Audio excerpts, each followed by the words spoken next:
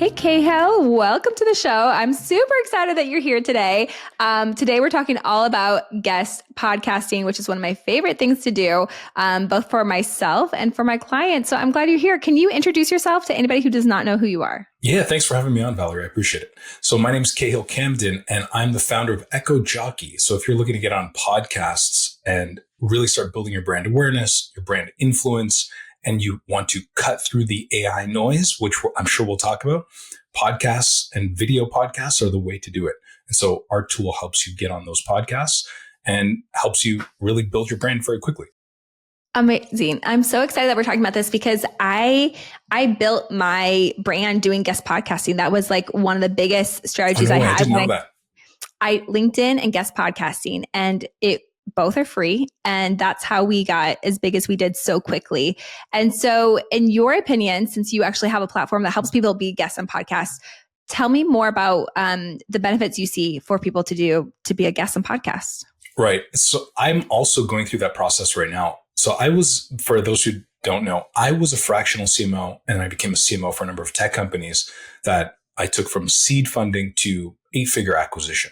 So, tens of millions of dollars in acquisition. And we leveraged a lot of different marketing tactics. Podcasting was one of the tools that we used to help put our CEOs and our brands like out in the world and get great exposure. For me, I'm actually going through the exact same thing that you did, Valerie, which is podcasting and then choosing one social channel to really push on. And so for me, it's podcasting and then LinkedIn. And every single time I do a podcast, I always get signups, like every single time. I always get people reaching out on LinkedIn. I always get connections, etc. So I think it's one of the best. I think it is the best direction forward, especially in our AI world. And so the tool enables you to just short circuit and shortcut a lot of the work that it would take you to find podcasts, find relevant matches, pitch them, follow up, all these types of things. It just automates a lot of that.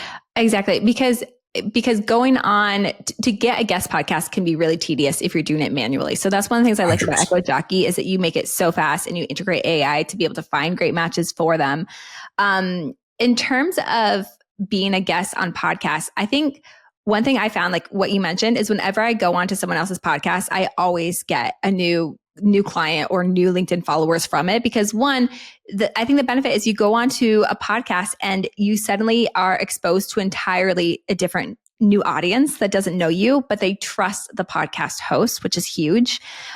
So I mean, I can't think of anything better for like spending 30 minutes of your time and then be able to like tell all about your business and your product and your service to hundreds, if not thousands, of people who are listening and kind of already are inclined to trust you. Absolutely. And one of the other things that I'll add to that is you said hundreds or thousands. And that's exactly it. You don't need to be on a podcast that has millions of listeners. Like that's just, it's not necessary. You can absolutely rocket forward in your business by being on podcasts that have 200 listeners, 300 listeners, 500 listeners, 1,000, 1,500, etc.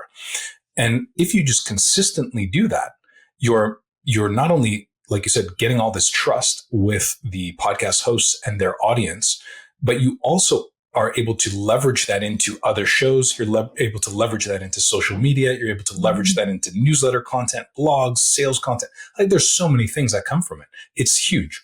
Yes, exactly. Okay. I love that you said consistently because you're right. For me, it's now I do 1 or 2 a month. When I was starting off and really needed traction, I did 1 or 2 a week.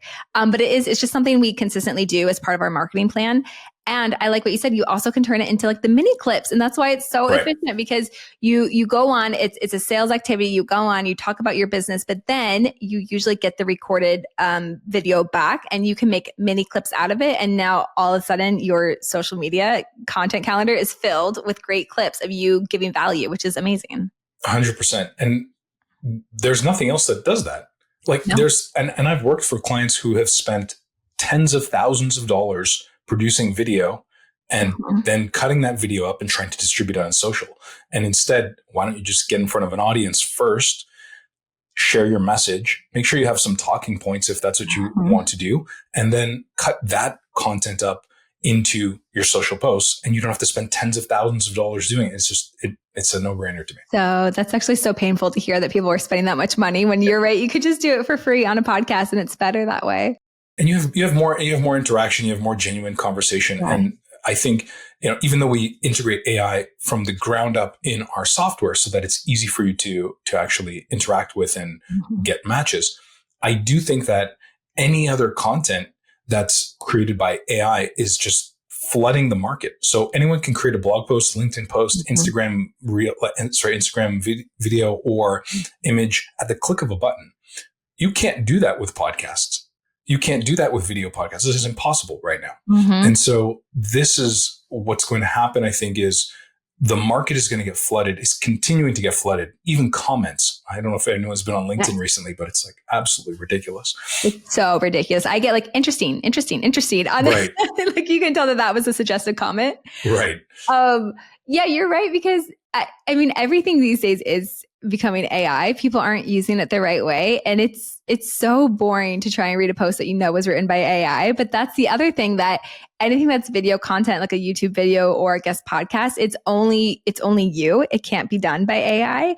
And so you actually stand out by being a human and by being authentic. And you're right, that's going to make you even stand out even more in this day and age. And people are craving that. We're seeing podcasts are on the rise. It's expected to grow almost 40% per year compounded annual growth. I believe. I think it might be 30 or 40%, like 27 or 37. I can't remember the exact number. Over the next 5 years. That is a huge amount of growth. Like, that's crazy. Absolutely nuts. You would think it would balance out at some point, but you're saying it's still growing. That's amazing. Massive. There's massive opportunity. There's about 580 plus million listeners, around the world. And there's 7 billion people. So there's a lot of room for growth. Wow. There are a lot of opportunities for podcasts. And as people start to get tired of the AI content, so great to hear your blah, blah, blah. Let's delve into this topic, blah, blah, blah.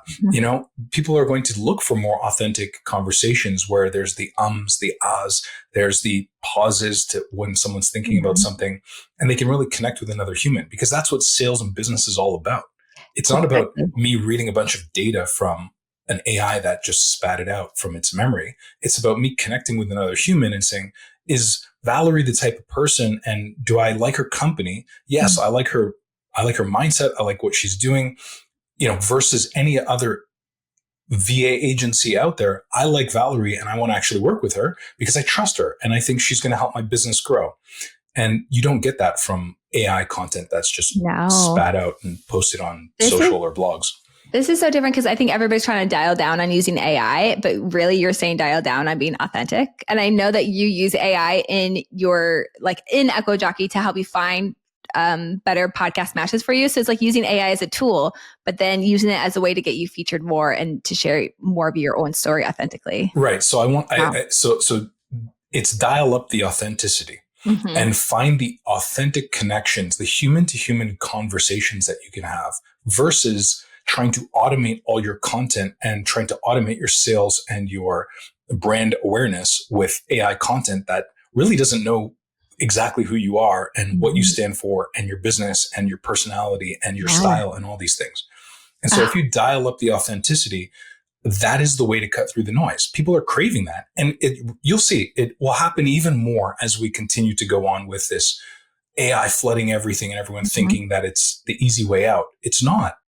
No, you're exactly right. I'm going to tell you one of my favorite stories that came out of me guest podcasting. And then I'm curious on if you have an example of how guest podcasting has helped you.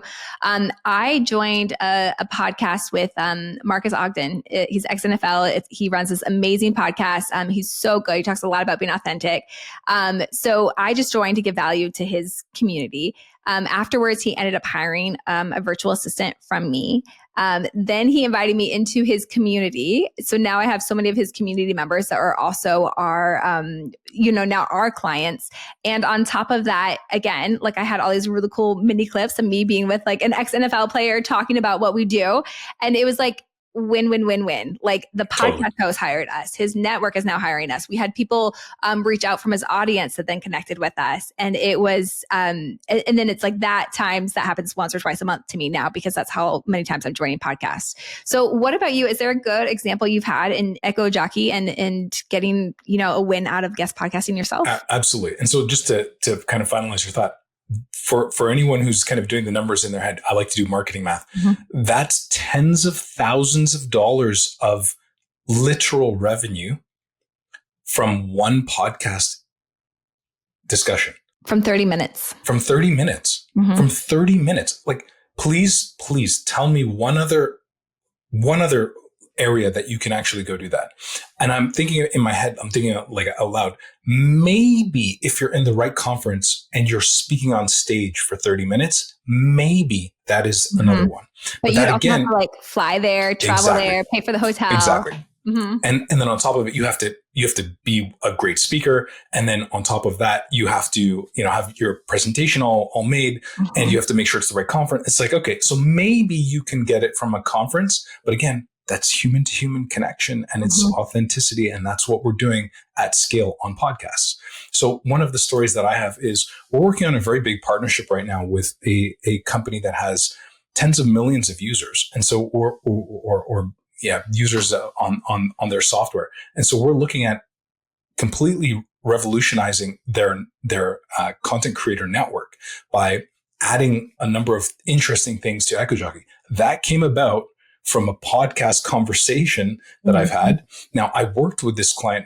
They were a client of mine many years ago, but I got on their podcast, had a great discussion that sparked the thought of, hey, why don't we do X, Y, and Z? And so now we're working on this really interesting partnership that came about from a podcast conversation. And so, cool. that is a huge win. That's huge. That's amazing. That's a really good other side of it. Last thing before we switch gears, I think the other benefit of guest podcasting is it does help you stand out as a leader in your industry. So I know when I was first getting started with Cradle, even though I had years of experience, because Cradle was a new business, we didn't have tons of followers. We didn't have a brand name yet. But going on those podcasts and putting those clips out there made me look significantly, I would say, like bigger and more established than I was. And it really positively impacted me. Would you agree with that? Anything you'd add? 100% agree with that. So again, when we go back to content and thought leadership, you're in your industry, whatever industry you're in, sales, you're B2B, you're D2C, it doesn't matter. You're competing with tens of thousands of other people, actually probably hundreds of thousands of other people, because the internet has anyone from around the world. So you're seeing people in all sorts of regions compete on the exact same topic for the exact same services and products that you offer. Okay. Everyone's using AI. Everyone's trying to optimize for SEO. Everyone's trying to post on social. It doesn't matter the social platform. Everyone's going there. How many people are trying to get on podcasts? A fraction of that amount. And there's probably a number of reasons for this. One is you have to really know what you're talking about in order to guest on a podcast effectively. Yes. That can be challenging for people who are maybe just getting started or people who haven't quite figured it out. You have to have something interesting to say. You have to have interesting stories, interesting anecdotes. You have to have interesting, experience. And then you have to be confident and comfortable talking for 30 minutes, 45 minutes, an hour about a specific topic and letting the conversation flow naturally like you would with a friend. And that can be challenging, especially if you're, again, getting started out, or if you're from maybe, you're just getting going. So I think that podcasts offer a ridiculously good opportunity for cutting through the noise and really establishing your thought leadership as a leader who can speak about a topic at length and share valuable insights. So I recommend it for everybody. And I like what you mentioned. It is, you're providing value. And so in the world of sales, where it tends to be all about me, it's like you're actually really just spending 30, 45 minutes, an hour just giving free value. And something about that just feels really good. Like even if I do a guest podcast and I think, okay, maybe I won't get a client from this, maybe it was a bad podcast match, I still know I put out information there that's going to be helpful for somebody. And that at the end of the day, it just feels good to be generous and to be a good person and to try to help someone without knowing if you're going to get something out of it. Right. It compounds as well. You're sharing your insights on whatever the topic might be. For us right now, it's podcasting and how valuable of a tool it is now and in the future.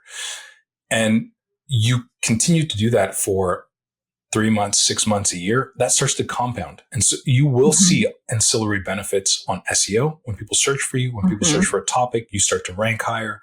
You'll see that on social media as people talk about you, like your posts, etc. You'll see that in sales. Like, it just starts to compound.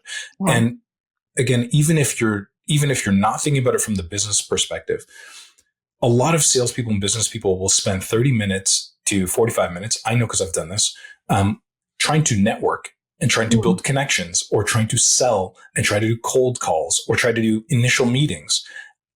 Okay, fine. Why don't you just take one of those 30-minute time slots and start doing podcasts? And okay, I can hear people saying, oh, well, it's longer than 30 minutes to book a podcast. Okay, fine. So you take an hour and a half a week to book one podcast a week, and now you're set. It's completely worth the effort, and it's worth it to share your insights and knowledge and cut through the noise. 100%. I agree. Okay. I think we have convinced everyone that they should be guest podcasting.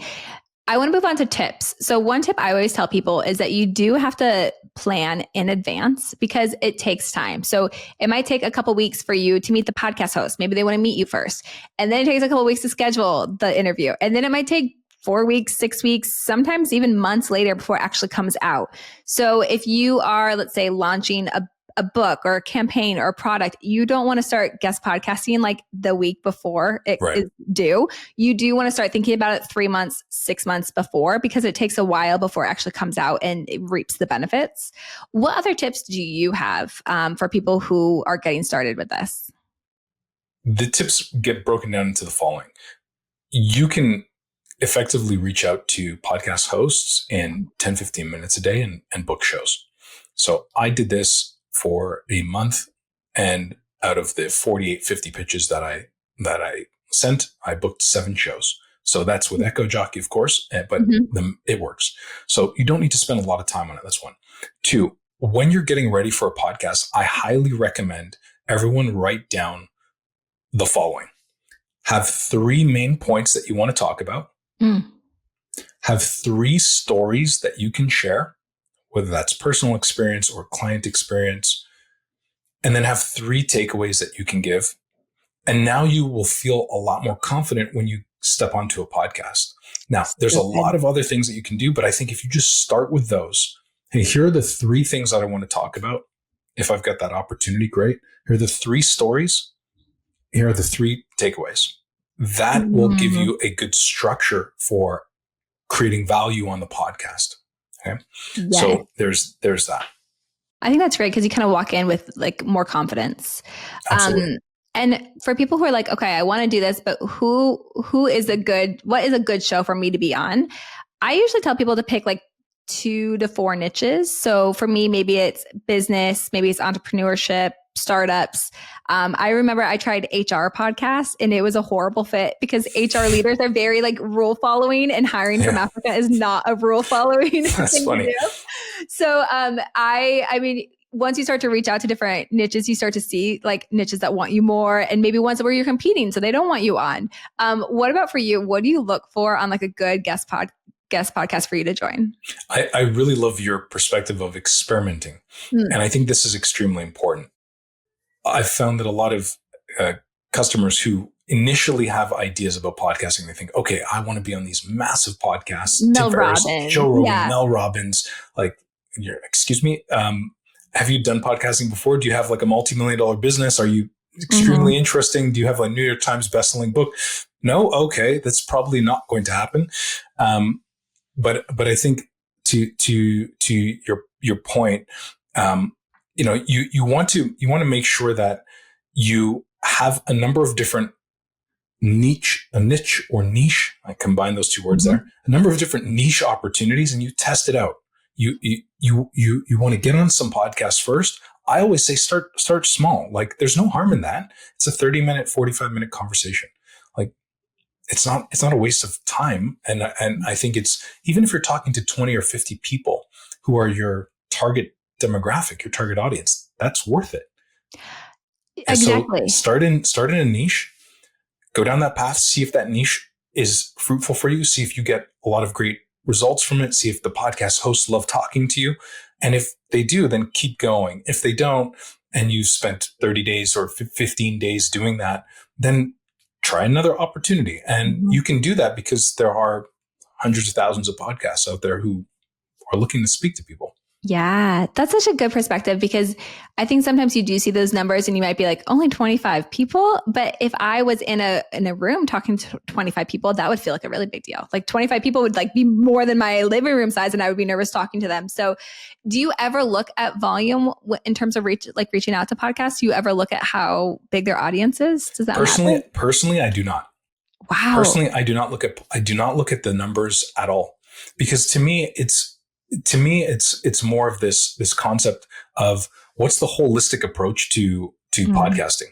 I'm not looking at this as a one and done game. Like, okay, if I'm just on Joe Rogan's podcast, great. Or Mel Robbins' podcast, that's all I need to do. No, I'm not looking at it like that. I'm thinking I've got something to share. I think a lot of people need to hear it. I think that there's a lot of stress and anxiety in the market right now about marketing and how you cut through the noise with AI. I felt it as well. Even though AI is in our software, I felt it on other things. And so I think that a lot of people need to hear that you have something valuable to say if you've been in your industry for X number of years. And as long as you're just a few steps ahead of the person who you're trying to connect with, or you're trying to, bring into your company, or your as a client or customer, they can benefit from what you have to say. So for me, like your point, I don't care if I'm in a room of 10, 15 people, or if I'm in a room of 150,000 people. I don't look at the numbers. I just want to share my message on the right types of podcasts that I think my ICP or ideal customer profile is going to be on. And for me, I just think like that. And I say, okay, let's go. I'm going to try and be on 2 to 3 podcasts a week. Haven't hit that yet because I've just been quite busy. Is that your goal? 2 or 3 podcasts? No, my goal is to get up to a level where for 30 days I can do a podcast every day. Wow. Yeah. Oh, that's amazing. So okay. I would like to get to 20 podcasts in a month. That is a goal. And I've had a week or two where I did 2 or 3 podcasts in one day. And then I had sales calls and all sorts of stuff. It was just like a busy day of talking, but it's possible, And so again, to your point, I don't look at the numbers. I really don't care. I want to make sure that the right people are listening. The podcast hosts are great. And I have an opportunity to help people understand the future of marketing as it relates to human-to-human connection. So let's go. Do you look at if the podcast is established? Like, does it need to have, how many episodes would be your minimum before you'd want to join a podcast? My minimum is typically 2 months, maybe 3 months. And you're looking at about 12 episodes, maybe 15 episodes. Okay. That's easy to hit. Other question for you. Do you ever pay to be on a podcast? Most, like 95% are free. Yeah, I've not yet. Now I've actually heard very good results from some of them. So I've had a customer who I talked to, and she paid $10,000 to be on a podcast. Wow. And it netted her, I think, a 4x return. Wow. So she made her money back, 4 times. And she said, I'm going to pay again to get on that podcast. It's that valuable. And I thought about it and I was like, wow, I've actually never gone down that path. I've been presented with that. I've been presented with that for clients, but I've never actually gone down that path. I've always done the free podcasts, but it's not something that I'm opposed to. I think, again, we've got to remember, if the podcast host is that confident in their newsletter ability, their podcast, they have a whole ecosystem behind promoting you to their network of your target customers, it may be worth it. You have to do the numbers, but it might be worth it. Yeah. Yeah. No, that's a great perspective. Okay. I know that we could go on and on with our tips, but I do want to hear about Echo Jockey. Why did you launch it? What does it do? And all of that good stuff.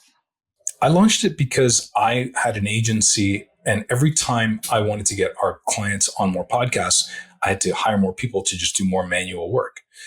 And I thought, there's got to be a better way to do this. I tried some of the other tools out there. They weren't great. They didn't do what I wanted to do.